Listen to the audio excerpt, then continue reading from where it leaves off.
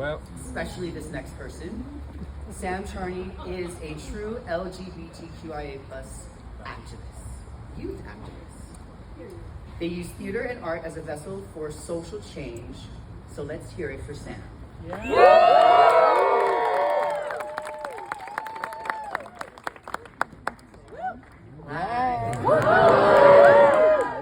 I've never been interested in being invisible or erased. Laverne Cox. Hi everyone, I'm Sam Charney. My pronouns are they, them, but you can use my name in place of pronouns. I am an LGBTQ rights activist from Denver, Colorado. I fight for the right to live as every American does in this country, with rights protecting them and freedom to express themselves. I use theater and art as vessels for my messaging about social change and advocacy. As a youth looking ahead to our future, I strive to cultivate an environment of hope for a future in which every person will be able to live out loud and not have to change themselves to conform to a society. Even though I do not fit into what society expects of me, I continue to authentically be myself. I will always fight for the right to live in a world that often feels is not meant for me and for all others who have expansive gender identities. In spite of all of the anti-queer and dehumanizing legislation happening around us, it is vital to me as a queer student that I am able to see myself represented in daily media, from school curriculum to what I see in the media to our country's leaders. All we want and need are safe spaces where we can be our authentic selves. On November 19th, 2022, just minutes before the eve of Transgender Day of Remembrance, an attacker shoved his way into a crowd full of love and celebration at Club Q in Colorado Springs and committed an act of violence on the club. We must not let these victims of a senseless tragedy die in our hearts, or history will repeat itself.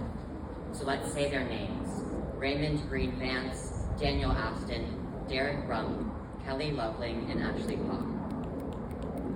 As a queer youth, it makes me scared that a queer safe space are continuously targets of hate and prejudice.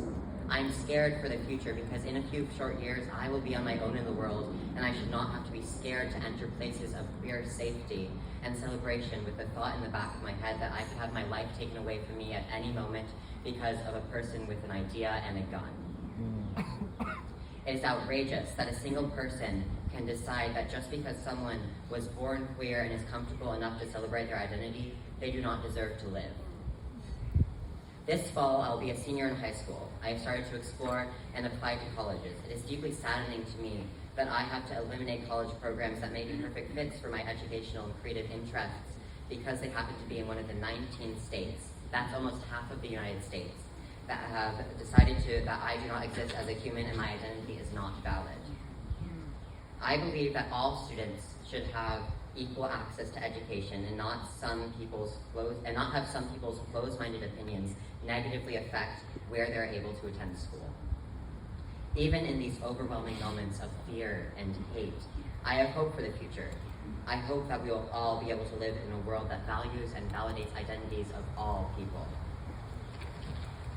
Because of the people who are fighting to make a difference in the lives of queer individuals in the United States, such as Madam Vice President Kamala Harris, I can see a near future where I will not have to wake up every day trying to figure out which one of my civil rights and liberties will be taken away from me.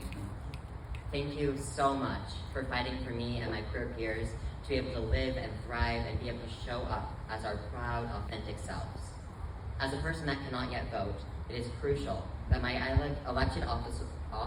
elected officials take the extra step to hear my voice. For all those reasons, I have the privilege and honor of welcoming a person who has gone above and beyond in fighting for queer civil and human rights that will allow us to be ourselves.